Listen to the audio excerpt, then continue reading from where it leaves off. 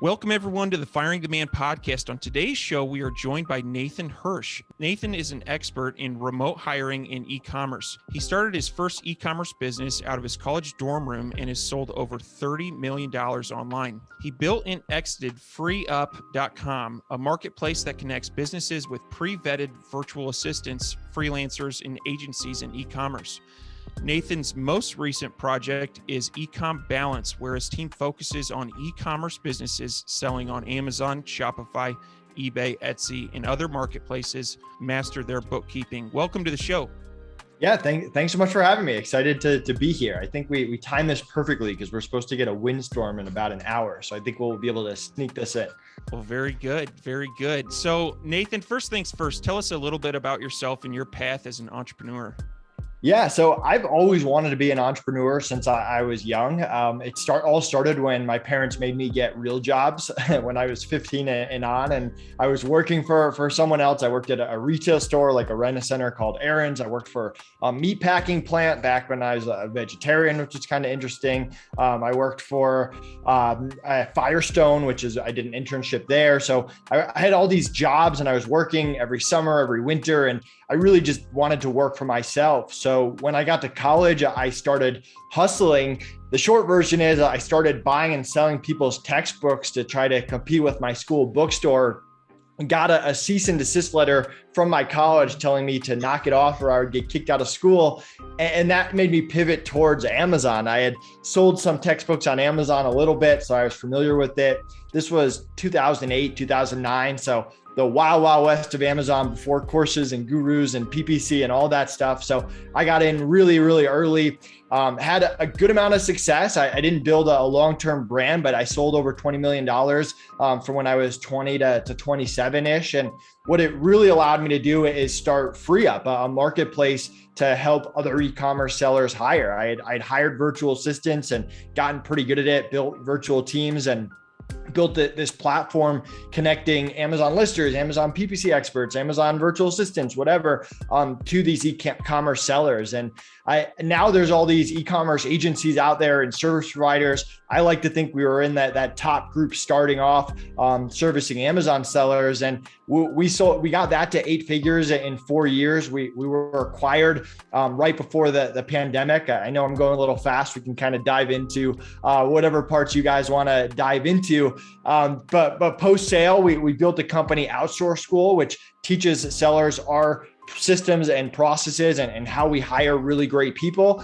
So that's out there. And our newest venture, Econ Balance, which is focusing on the finances and helping sellers really understand their numbers and make decisions based on their numbers. And just from consulting and going through due diligence and doing our own personal and business finances, that's kind of a huge pain point that we want to help solve. So that's kind of the short version, how I went from selling books to eventually baby products on Amazon. That was my Amazon business, to starting it and selling FreeUp, to now Outsource School and Econ Balance. That's great. So yeah, Nathan, a depth of experience. So before we dive into some of that other stuff, I'd like to circle back a little bit. So the name of the podcast is Firing Demand, and so you had mentioned you had entrepreneurial tendencies early on, and so but you had jobs, meat packing plant, all these jobs that you had. So when you went to from selling, and I really liked the cease and desist at the college, so like hustling books, so that's pretty cool. Whenever you decided that, I'm just gonna not go and work for anyone else, and I'm just gonna go and do my thing on Amazon. Was there pressure from your family and friends? What fears did you have, and how did you overcome those? Yeah, so my parents are both teachers, or they're retired now, but they were teachers while I was growing up. And so they always had the mentality, you get good grades, you go to college, you work, you have a retirement plan. They were always very financially savvy in terms of saving and investing and stuff like that. And then you retire and you enjoy life. And that's kind of the game plan. And they always pushed me to do well in school. They pushed me to have these jobs and to save and all of that. But I think everyone kind of grows up trying to rebel against their parents parents in some way. So you always want to do the exact opposite of what your parents want you to do. And I remember going to these jobs and my Firestone internship, it was a great internship. I was making $12 an hour, which was unheard of for a 16-year-old back in 2009. And it was this great opportunity. My parents were so proud of me. And I just hated every second of being there. I didn't like being bossed around. I didn't like being told what to do. I didn't like having to wake up early to get there. And every second I was there, I didn't want to be there. And when I got to school, I pretty much told my parents that I'm going to be quitting this internship within the first few years. I originally told them, I was like, hey, like all these student loans and stuff, can I just like take this money and start a business with it? And they shot that down pretty quick. So it was kind of up to me to prove to them that I could start this business. And even fast forwarding, when I quit that internship, my parents definitely didn't want me to do it. They wanted me to go the safe route and have the job and have the benefits. I had some job offers graduating college. I had this Amazon business and job offers, and they really wanted me to take the job and maybe do Amazon on the side and have that security. But once I made the decision, my parents have always been very supportive of anything I do. They made it very clear I'm not allowed to move in, or I wasn't allowed to move back in with them after college. So as long as I didn't end up homeless on the street and I could pay my own bills, they were good with it. But it definitely took them a little bit to come around to the idea of me not having a real job. Nice. Yeah, that's a great support system. You know, it's huge to have people close to you that's supportive. One other thing I'd like to get into is so recently, 2021, I've moved to a plant-based diet. So when you said you were a vegetarian and you worked in a meat packing plant, how was that experience? Yeah, so I'm actually a vegetarian now. I was a vegetarian in high school, and then I stopped in college because it was just impossible to be a vegetarian in college. And then now I'm a vegetarian again. So it was this meat store that was right by my house, and I was lucky that I didn't actually have to like touch the meat or anything like that. I was more of like a cashier, like managing people. It was weird, but yeah, I mean, if I could do it over again, maybe I wouldn't work there. I'm curious why you do it. I do it more from like a health standpoint. I feel healthier. I just have more energy. I don't really miss meat. It was never kind of a big part of my diet, but it's kind of weird, like the jobs you take when you kind of need money. At the time, I wanted to buy my first car, and my parents always wanted to teach me lessons that I had to pay for everything myself, whether it's video games, a car, whatever it is. So I was out there working as much as possible and taking whatever job would take me as a 16-year-old with no experience. Yeah, absolutely. So yeah, jobs are, you just learn as you go and figure things out. But to answer your question, yeah, I just switched to a plant-based diet recently, and I love meat. I hunt. And so, when I hunt, I donate to meat, but I do it for health reasons as well. So a documentary one night changed everything for me. So, yeah. So David, back on course, over to you. Yeah, all good. So we talked about it a little bit at the beginning, but I want to dive into FreeUp. And for the listeners that are not familiar with that, I can tell you, I hired my first VA on FreeUp and use it all the time. It's a huge part of our business, and it is not a small company. And so, can you walk us through that, starting with the aha moment, right? From the inception of that company all the way through exiting? Yeah. So at the time I was selling on Amazon. I think we maxed out at $5 or $6 million a year, and Amazon was getting harder. They were changing algorithms on us. We were drop shipping from other manufacturers, and some of them were going to Amazon. So we kind of saw the writing on the wall. I think it scared us a little bit to be reliant on Amazon. I think having our own brand, or the idea of owning our own brand, our own website, was very appealing, instead of waking up one morning and not knowing what Amazon's going to tell you, and they're just in complete control across the board. So we were brainstorming, what business do we start? How can we start our own brand? And we had all these Amazon VAs that we had trained, that we had found that we were using more during busy season and less when it wasn't the holidays. And up until that point, and this is the newbie entrepreneur in me, I hadn't really networked with other people in the Amazon industry. I'd sold $1 million on Amazon, but I was the only Amazon seller that I knew. And I think that came from a mindset of scarcity where people were going to steal my ideas or hurt my business or whatever. And so I started just networking and talking to other e-commerce sellers, and hiring came up as a big pain point for them. And FreeUp really started off with, hey, I've got graphic designers, I've got listers, I've got customer service people. You tell me what you need, shoot me a Skype message, shoot me an email, hop on a phone call with me. I'll provide them, and I'll just bill you for their hours, and I'll mark it up a little bit. And that's really how it got off the ground. And we didn't have any software. There was nothing holding it together. We had a Google sheet that we would keep track of everyone's hours and what VAs we were attaching to different people.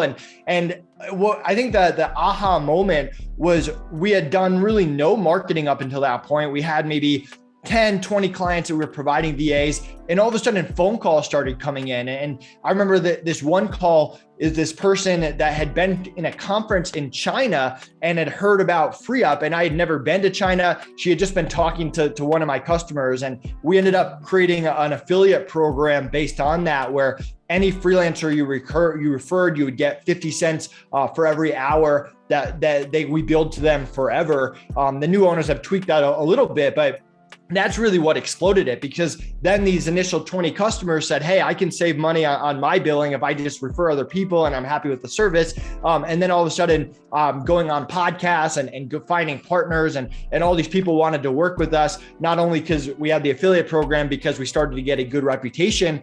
And then from there, it was, hey, we need a software. I can't be running this company on Google Docs and matching it up. And so we took one of these developers that we really liked from our Amazon business that had built some repricing software, and he built what we called Time Clock, which was very basic at the time. Freelancers could log in and log out and record their time, and everything else was still manual. And we just started making more and more upgrades. And I started to go out on the podcast scene, and that's really how we took off.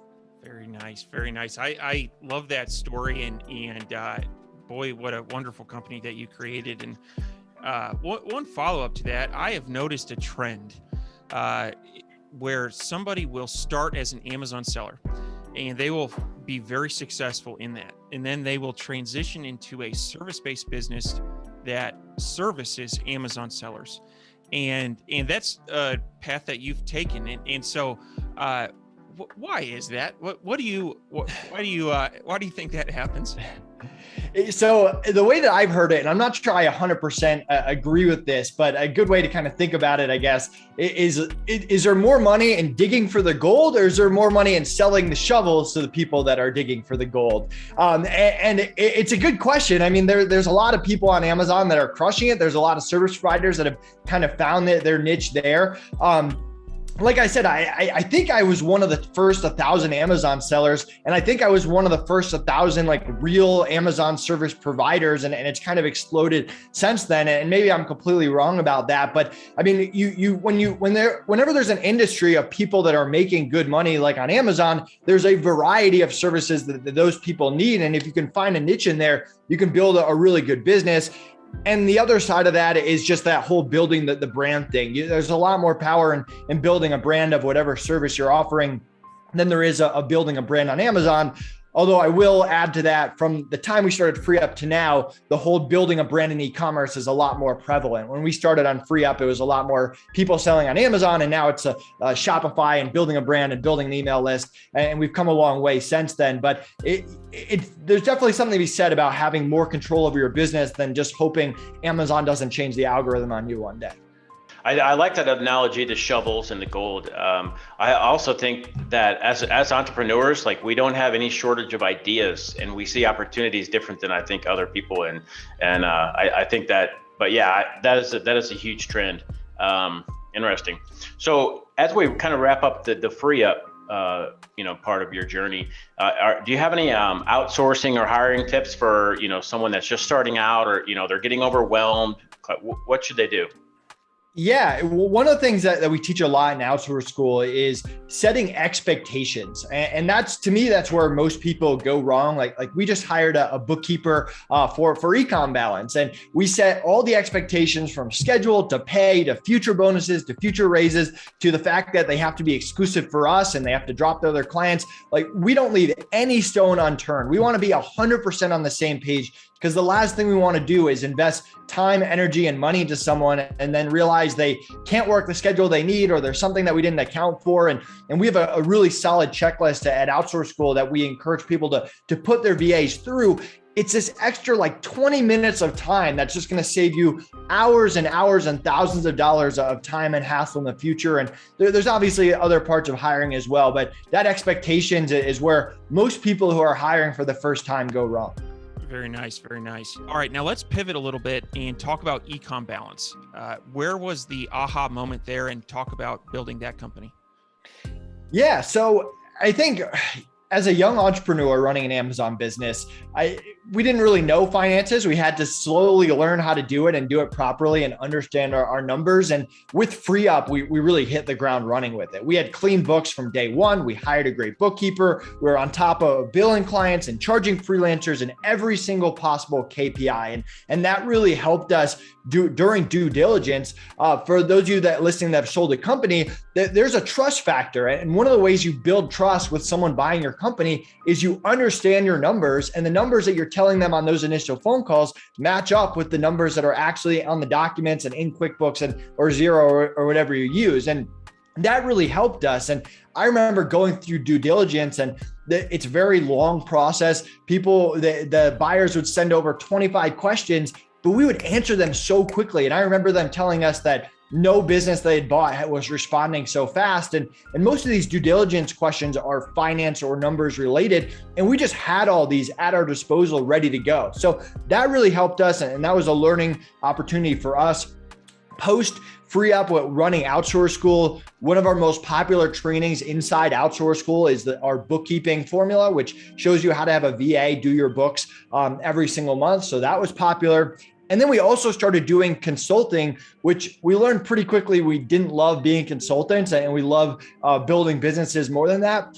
But the common theme among all these e-commerce businesses and e-commerce service providers that we would consult with is they didn't know their numbers, so we couldn't make decisions based on their numbers. So we would spend the first month or two revamping their bookkeeping, revamping their finances, revamping the reports they were getting, meeting with them to go over their numbers and understanding every little thing. So that kind of gave us the idea of, hey, can we do this and actually provide a bookkeeping service to e-commerce sellers and people in the e-commerce space? So we started interviewing e-commerce sellers. This is kind of how we start most of our businesses. We did this at FreeUp too, where we would just learn everyone's pain points, and we would just ask people, what e-commerce bookkeepers do you know? Where do you struggle with your numbers? All of that kind of stuff. And we just learned what that perfect bookkeeping service would look like. And I think we both realized that there was a market for it. And all the past ideas we had about finances, we didn't love. I mean, we take a lot of pride in our personal finances and stuff like that, but we didn't want to sell a personal finance course or all these other ideas we were floating around. So we decided to launch this bookkeeping service for e-commerce sellers. We hired a team. We snagged this great head bookkeeper right here in Denver, Colorado. She was a seller herself. We got her from a retail company. We started building processes. We launched a beta where we're giving out some free bookkeeping if people would let us go through and give us time and patience to build out our systems and tweak things and figure stuff out. And now we've kind of gotten through that and hit the ground running. But it all kind of stemmed from going through due diligence and getting into other people's books and making changes and kind of the 10 years of being an entrepreneur and understanding how important knowing your numbers and making decisions on your numbers really is. Yeah. So Nathan, I think it's incredible that, your background, you have a wealth of experience in e-commerce and now you're kind of marrying that up with bookkeeping and then providing that service. I think it adds a huge value, having someone with experience in that field. A horror story of mine when I first started, 5 years ago, I hired a brick and mortar CPA, and said, hey, I'm doing this online business thing. And he was just kind of like looking at it like, okay. And then fast forward 6 months, I had to go and find an e-commerce bookkeeper, and then they had to unwind all the stuff that he did. And so, yeah, horror story. So I guess my question to you is, whenever someone's first starting out, in e-commerce, should they get a bookkeeping service day one, or can they wait 6 months or a year? What is that timing for that? Yeah, and I had the exact same experience. You made me think of the first CPA I fired, which luckily I've had a great CPA for 10 years, and Econ Balance does bookkeeping right now, not tax. But yeah, he just didn't know e-commerce, and it created a mess, and it wasted a lot of time and money and effort, and we had to redo everything. So it's funny we got there. So here's kind of my mentality. When there's certain things you want to get off your plate if you're serious about being an entrepreneur, because most entrepreneurs are only good at like 1 to 3 things. And especially Amazon wise, like you might be good at sourcing products or good at PPC or good at creating listings or whatever it is. Chances are you're not good at bookkeeping. And anytime that you spend doing bookkeeping, one, it's pulling you away from the stuff you should be doing that actually grows your business and increases profits and all of that.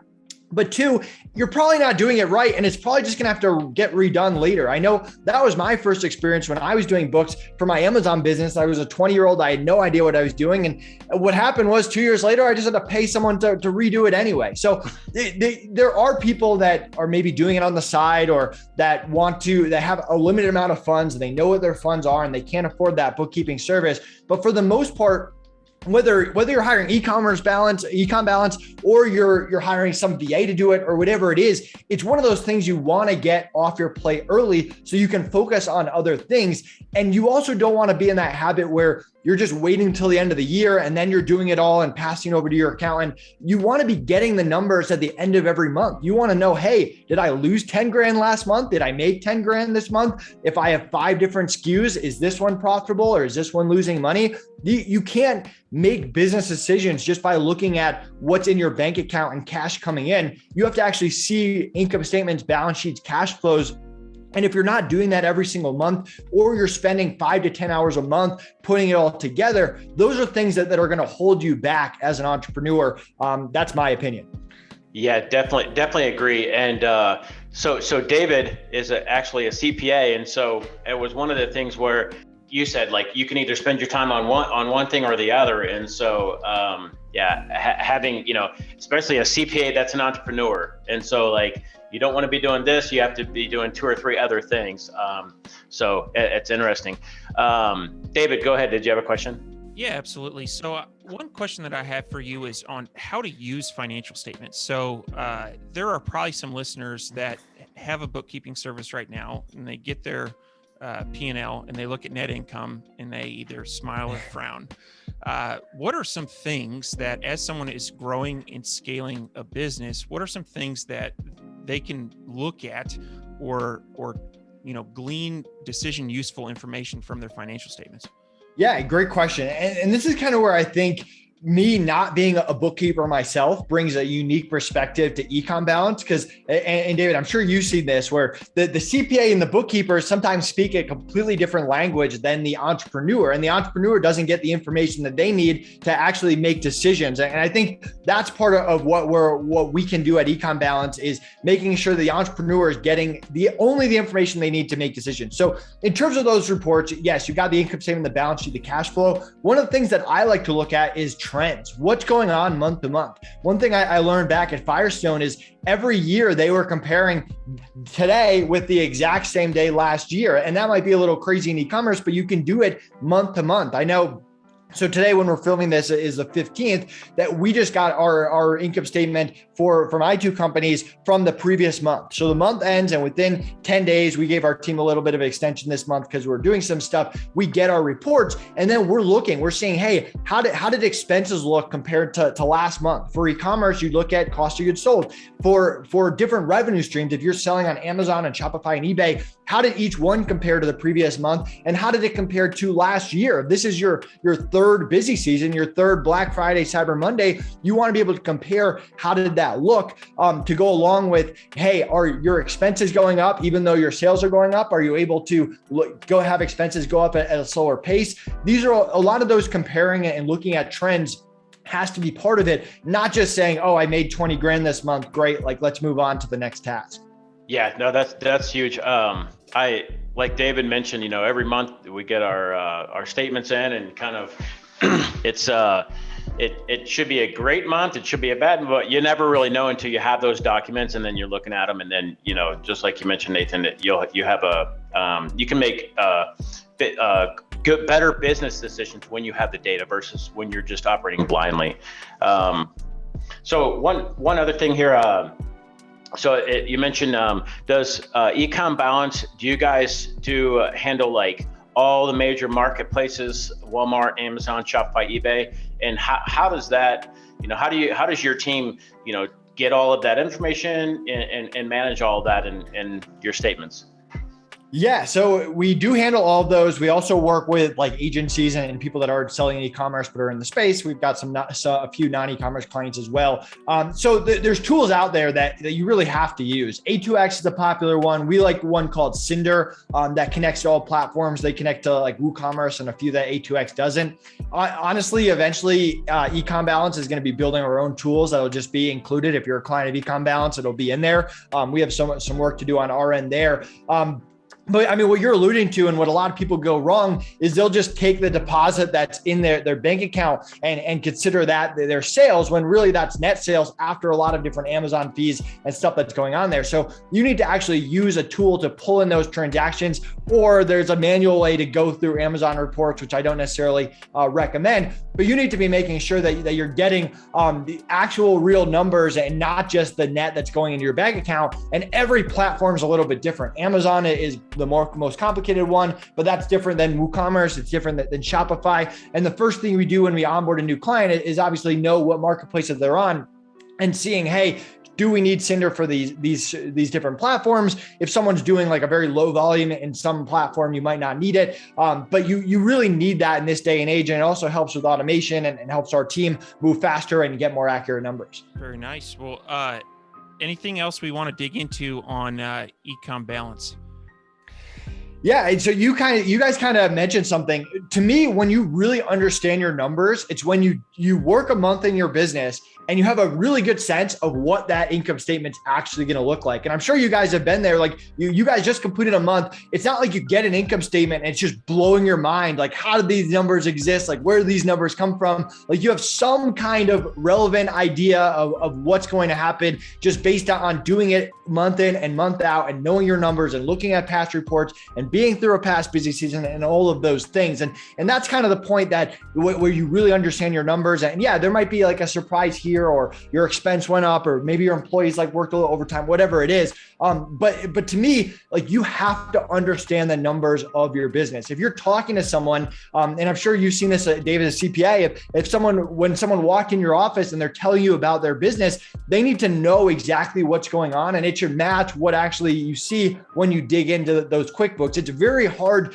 to run a business when you don't understand the numbers. It's the blood, the life of your business, and everything else from the marketing to the sales to all the stuff that's a little bit more sexy to entrepreneurs out there. It's all based around the numbers. If you don't understand it, it's very tough to do everything else. Very nice. Very nice. Now, one thing I want to take a step back and talk e-commerce industry more broadly. And to kind of set the stage for this question, in my hometown, the barber, he was the guy that everyone went to gossip. He kind of had like the inside track on what was going on in town. And I have always felt like either a bookkeeper or those involved in the bookkeeping industry who like can see behind the scenes, in terms of what's actually working, like on paper. I'm always interested to ask people in this industry, what do you think is where are there opportunities in the next 3 to 5 years in this industry? What seems to be working and what may be dying? Yeah, it's a great question. And I'm not sure if I'm the best to predict the future. But I think we've seen like the Thrazios of the world who are buying up all these Amazon businesses. And I know a lot of people that are kind of in between. Do I sell? Do I keep going? And to me, I'm super curious how that plays out. You have these huge funds buying up companies in masses. And I know a buddy of mine who I actually play poker with on Wednesdays, I'll see him tonight, works for Thrazio. And they kind of and I don't want to speak for him, but I know they kind of factor in that a certain percentage of these companies they buy are going to do really well. A certain percentage of them aren't going to do that well. A certain will kind of stay the status quo. And there's an economy of scale aspect of, can they create the right systems and processes that are going to work across the board, from PPC to bookkeeping to listing optimization, all the stuff that Amazon sellers do. And how successful these gigantic funds are, I think, is going to decide a lot of the future of e-commerce. And I think a lot of people have this given that these companies are just going to succeed and crush it and that everything's going to go well. And I'm not predicting their demise, but things don't always work out the exact way that people think they are. So I think that's one big piece of it.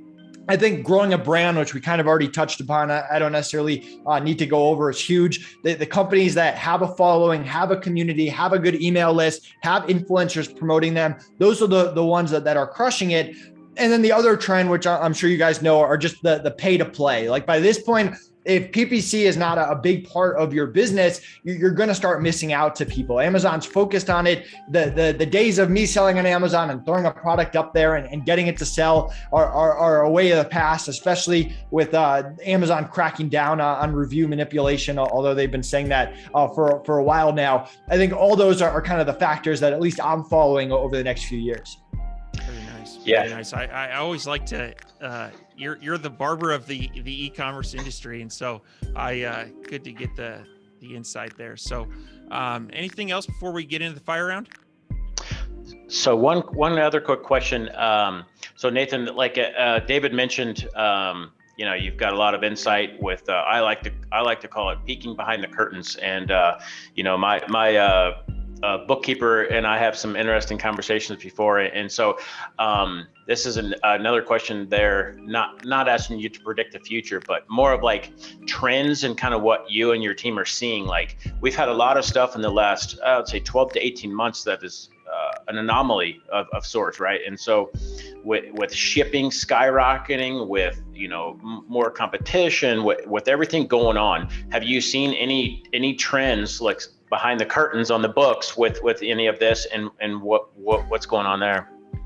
Yeah, so predicting inventory and predicting cash flow are just 10 times more important than they were even 2 years ago. I mean, the people that we work with that are on top of their stuff, they know exactly how much cash they're going to have during slow seasons. They know what they're going to make during busy season. And same thing with inventory. I mean, you have to get those predictions right. You have to be able to order inventory to the right place. There's people that had a worse busy season they thought because they sold out or their inventory didn't show up on time. And who knows how that kind of resolves itself over the next years. But the people that I've seen that are struggling compared to success, it pretty much came down to inventory and cash flow predictions. So you mentioned cash flow, and that's something that I think a lot of entrepreneurs, especially if they're doing a good job in scaling quickly, are going to run into some issues. And so to any of our listeners that may be running into this, are there any tools or resources out there that help map out cash flow, especially for an Amazon business? Because the payout structure is weird, and you got PPC, and any resources or suggestions there? Yeah, I mean, there's a bunch of tools. Like Chelsea Cohen has an inventory tool, and she's great in the e-commerce space. I'm not remembering the name of the tool off the top of my head. Sorry, Chelsea. SoStocked. So thank you. Yeah, we're working on creating add-on services for both as part of Econ Balance. It's definitely a work in progress on our side, and we're lucky enough that these are clients that I knew from FreeUp that were e-commerce sellers that kind of have their own really good processes that we're able to go in and make improvements on, and hopefully help other sellers with similar stuff. So yeah, and I mean, cash flow is an imperfect science, as you guys know. Inventory management can be an imperfect science as well. And what works now might not work in 6 months, depending on how everything goes. So it's definitely something we're focused on, and we know is important. And there's different tools out there depending on what you need. Cool. So Nathan, before we get into the fire round, so for all the listeners that are out there, who would be a good fit for Econ Balance, and who should be calling you and your team? Yeah, I mean, if you're in the e-commerce space and you want to have a better grasp on your numbers and you want on-time automatic books every single month, like clockwork, that are clean and accurate, we'd love to chat. You can go to Econ Balance and book a call right on the site. Yeah, I mean, we're looking for people in the e-commerce space that are willing to give a newer company a chance. I mean, obviously, we haven't been doing bookkeeping for 10 years or anything like that yet, but we do have a track record of hiring great people and building good processes. And if you want to be a part of that and get first dibs on a lot of really cool stuff we're creating and have us take care of you as one of our initial clients that we take a lot of pride in, similar to how we took care of the initial FreeUp clients back in the day, we'd love to chat with you. Awesome. Very cool. So if you're listening to this and you need a new bookkeeper or you need a bookkeeper, give Nathan and his team a call. All right. So we're ready for the fire round, Nathan? Let's do it. All right. What is your favorite book? Yeah. So I was thinking about this before and you sent me the questions. I have a lot of favorite books. One of my favorite that I go back to is Tools of Titans by Tim Ferriss. It's the book that most people know him for is a 4-Hour Work Week, but Tools of Titans is essentially his podcast. He took all the best episodes and each episode is a chapter. So he'll talk to different people in the health and wellness space, the business space, the finance space, and just a lot of really good tidbits. I'm a big fan of reading about people that are successful and trying to see what I can take from that. Like recently I read Will Smith's book, which is pretty much his rise to stardom for nothing. And I learned a ton, even though I'm not an actor and I don't plan on going into acting. There's certain things that you can take away from books like that. And I always want to learn from the best. So Tools of Titans just had a lot of great stories from a lot of great people in one place. Awesome. Great book. Great book. What are your hobbies? Yeah, so I'm a big sports guy. I play softball and flag football. I work out daily. I know we were talking about like being a vegetarian. I've got a gym in my basement. I just moved to Colorado. So I do hiking and a lot of outdoor stuff, hang out with my friends and dogs and all stuff there. Yeah, that's kind of it. One cool thing that's probably gonna take up a lot of my time going forward is we just got approved to be foster parents. So I feel like my wife and I have been fortunate to grow up in a very supportive family. Even though neither of us grew up like rich or wealthy or anything like that, we have had a supporting family, which is a big thing a lot of people take for granted. So hopefully we can get some kids and let them stay at our place and take care of them and provide them a good supporting atmosphere and stuff that they didn't have before and help some people out. And that's something that we're going to be really focused on going forward. Yeah, that's incredible. Congrats, by the way, too. So that's really cool. Thank you. What is one thing that you do not miss about working for the man? Oh man, so many things. So I used to have a boss that would just stress me out all the time. Like every single second I would mess up, I would get called into his office. I would get yelled at if I was in front of a customer. So, I mean, the part of just being talking down to or having someone who just feels like they have this weird power over me, that I could do without. All right. Last one. What do you think sets apart successful e-commerce entrepreneurs from those who give up, fail, or never start? So for me, I'm a big proponent of consistency. I mean, I think that's the biggest thing that's had the most impact. I don't do like huge projects where I'm just working 20-hour days and I'm just accomplishing tons every single day. Like if you look at what I accomplished like today, like I'm going to do a podcast, I'm going to chip away at a project, I'm going to reach out and connect with a few people, I'm going to meet with my team. It's small, consistent actions that you're doing every single day. And like podcast outreach and partnerships is a perfect example of that with FreeUp and doing it now with Econ Balance. Is every day I would reach out to 5 blogs. Every day I would reach out to 5 podcasts. Every day I would reach out to 5 influencers, and 4 to 5 of them would reject me or ignore me or respond to me 2 months later or whatever it is. But when you're consistently doing it over and over and over and over, eventually you make progress and you get to be known in a space. You get to be looked at as an expert. And I think a lot of people give up on that consistency. Okay. Yeah. Excellent advice. David, you want to close out the show? Yeah, absolutely. Nathan, how can people get a hold of you and your team at Econ Balance? Yeah, so I'm super easy to contact. Nathan Hirsch on any social media channel. You can go to econbalance.com. You can book a call with me there. You can check out Outsource School and everything we have going on there. My team is super easy to contact. They're awesome. They're nice. They were trained by me. I'm easy to contact as well. And yeah, appreciate you guys having me on and thanks for the support. Very nice. And we'll post links to all that in the show notes. But Nathan, wanted to thank you for being a guest on the Firing the Man podcast, and looking forward to staying in touch. Yeah, thanks so much. It was a lot of fun. Thanks, Nathan.